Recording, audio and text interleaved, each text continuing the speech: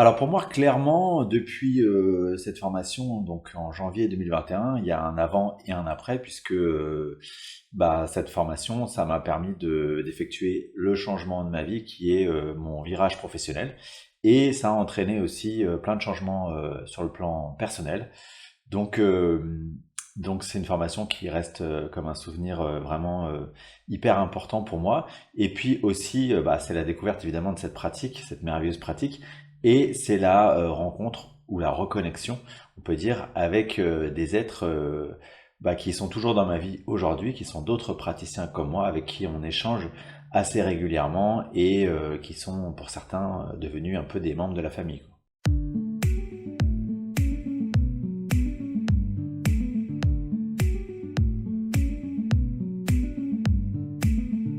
Alors oui, je pratique toujours et je pratique même plus que jamais puisque j'en ai fait mon métier. Alors c'est ma seule pratique professionnelle. J'ai pas d'autres pratiques. J'ai souhaité me dédier entièrement à cette activité parce que j'ai tellement eu comment dire d'affection avec cette pratique que je j'avais pas envie de me disperser, en tout cas pas pour le moment. Et vraiment j'avais envie de faire de cette pratique d'hypnose transpersonnelle mon métier à plein temps.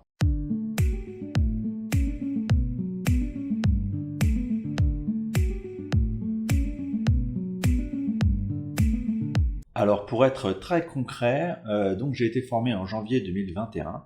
J'ai commencé à pratiquer tout de suite et j'ai lancé officiellement l'activité, donc démarré avec numéro de SIRET, etc., en septembre 2021, donc de la même année. Et un an après, ou quasiment jour pour jour, à un mois après, je peux dire que oui, j'en vis depuis très récemment.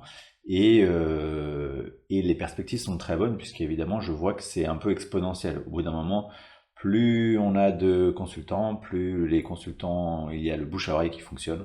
Et du coup, plus les perspectives, l'agenda se charge, se complète pour les semaines et les mois à venir.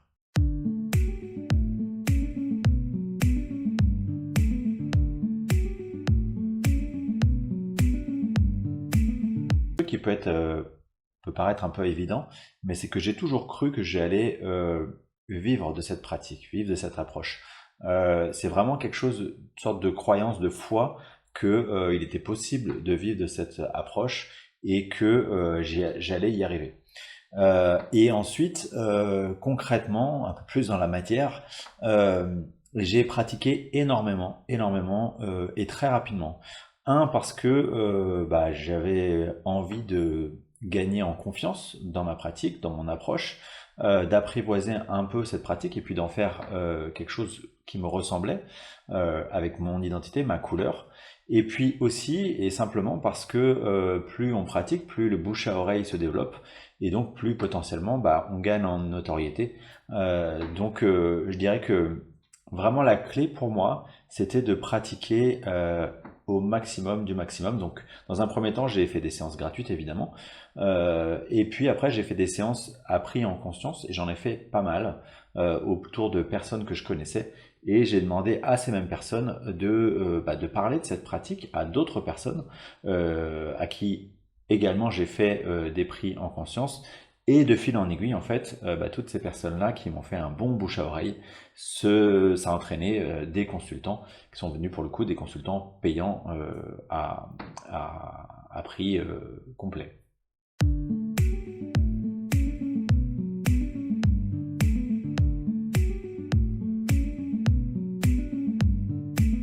La plus grande difficulté, je dirais que au début, en fait, quand on commence à pratiquer, eh bien, on a envie de tellement bien faire que on a tendance à pas être vraiment nous-mêmes et on essaye de faire du Séverine Barbier. Je dirais que ça, c'est la plus grosse difficulté de laquelle il faut sortir, c'est-à-dire gagner en confiance par la pratique et surtout s'approprier cette approche, cette pratique pour qu'elle nous ressemble et quelque part qu'on puisse attirer à nous les consultants pour qui ça résonne, notre identité, notre couleur résonne.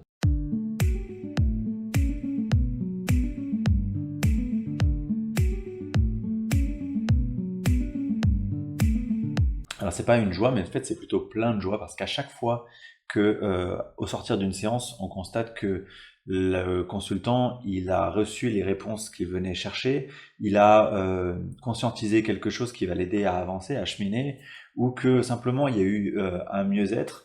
Eh bien, c'est des moments assez magiques et à chaque fois, on se dit qu'on est vraiment à notre place.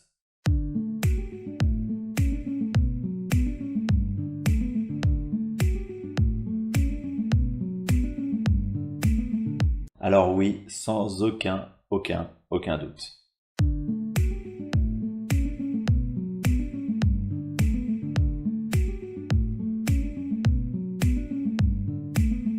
Alors mon conseil, ce serait simplement de vous laisser guider déjà par votre âme. Euh, Si vous sentez le besoin, si vous sentez que c'est là où vous devez être, allez-y, foncez. Et ensuite, mettez le paquet de votre énergie, de qui vous êtes dans cette pratique. Pratiquez un maximum parce que plus vous pratiquez, plus vous allez vous approprier cette approche. Et plus vous appropriez cette approche, plus les séances sont magnifiques. Et évidemment, plus elles sont magnifiques, plus ça fera parler autour de votre approche, de ce que vous faites, de ce que vous y mettez.